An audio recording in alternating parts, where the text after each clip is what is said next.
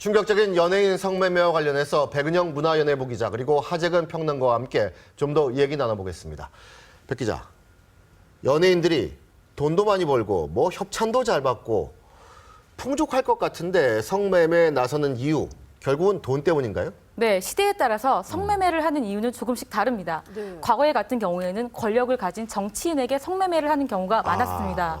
근데 요즘 같은 경우에는 거액의 돈을 받거나 아니면 CF나 드라마, 영화 출연을 대가로 성매매를 하는 경우가 많습니다. 그래서 연예인들은 겉은 화려하지만 실제 생활고에 시달리는 연예인들이 꽤나 많습니다. 생활고에 시달려요? 그렇습니다. 그래서 수백억대 빌딩 부자, 수백억대 주식 부자는 극히 일부 연예인에 불과합니다.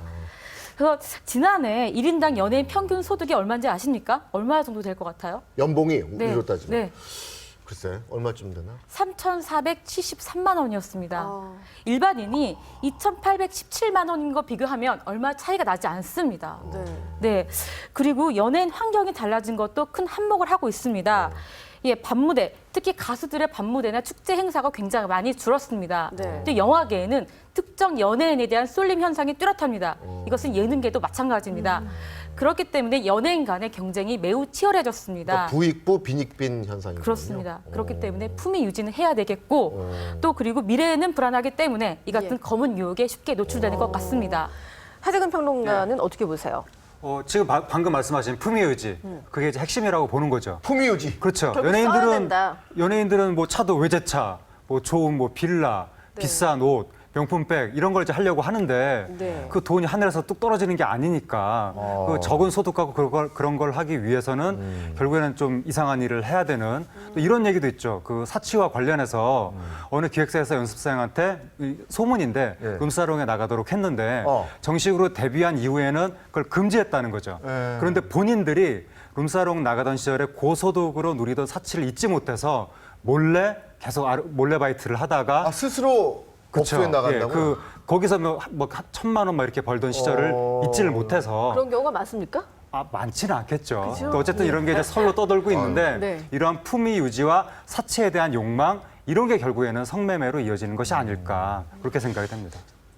본인이 자기 스스로 성매매 제안을 받았다 이렇게 고백한 연예인도 있죠? 아, 예, 꽤 많습니다. 꽤 많아요? 네, 꽤 많습니다. 이 IBC가 자신의 미니홈피를 통해서 3억 원의 제안을 받았다고 밝히기도 했습니다. 그러면서 연예계에는 이런 일이 비일비재하다라고 밝혔습니다. 뿐만 아니라 탤런트 김부선 씨 같은 경우에도 네. 한 대기업의 임원에게 이런 제안을 받았다고 합니다. 근데 당시 본인 스스로가 생활고에 시달리고 있었고 어린아이가 있었기 때문에 굉장히 흔들렸다. 이렇게 밝히기도 하셨고요. 또 한국에서 활동 중인 사유리 씨가 있어요. 방송인인데 네.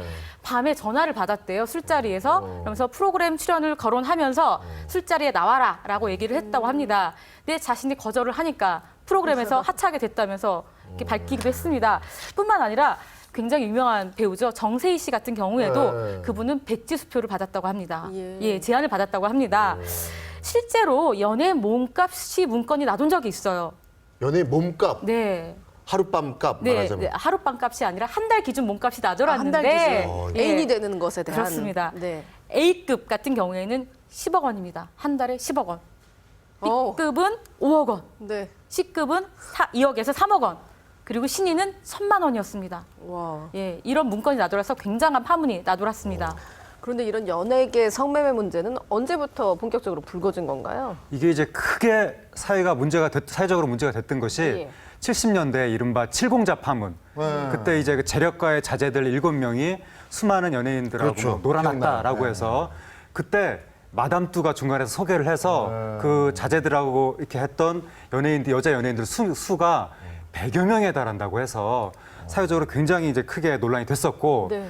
그리고 이런 어떤 돈을 매개로 한 거 말고도 권력과 관련해서 네, 그렇죠. 30, 40, 50 기간 내내 뭔가 방송가에서 채용사가 암약한다 그런 얘기가 있었죠. 여자 연예인을 권력자한테 이렇게 소개를 시켜주는 그러다가 80년대 이후에는 뭐 PD라든가 이런 유력자하고 캐스팅 관련해서 루머들이 굉장히 많았고 또 요즘 들어서는 문제가 많이 되는 것이 연습생들, 연예인 지망생들과 관련해서 뭐 스폰서, 성상납 이런 것들이 계속 문제가 되고 있는데 이게 이제 한국만의 문제가 아니라 외국에서도 그렇죠. 예를 들어서 중국에서 얼마 전에 보시라이 스캔들 때 네, 그 그때 공산당 실력자가 부패로 실각했는데 그때 나온 얘기가 중국의 톱 여배우가 예. 보시라이와 성매매를 했다는 설이 나왔죠. 그렇죠. 그때 나왔던 얘기가 회당 18억이다 이런 얘기가 나오고 예, 그 여배우는 그 성매매로 번 총 액수가 1,300억이라고 도저히 믿기 힘든 믿거나 말거나 네. 뭐 그런 얘기가 그런 얘기가 나오기도 하고 일본에서는 또 아이돌 데이트 클럽이라는 게 있어서 네. 거기에서 또 뭐 이런 은밀한 일이 벌어진다는 얘기도 있고 과거에 헐리우드도 굉장히 옛날부터 그렇죠. 뭐 클라크 게이블도 뭐 성상납을 받았다 뭐 그런 식의 얘기들이 나오면서 그러니까 동서고금 전 세계 어디에서나 연예 산업이 있는 곳에서는 이 성 스캔들이 있는 것 같습니다. 그렇죠. 오늘 말씀 잘 들었습니다. 고맙습니다. 감사합니다. 감사합니다.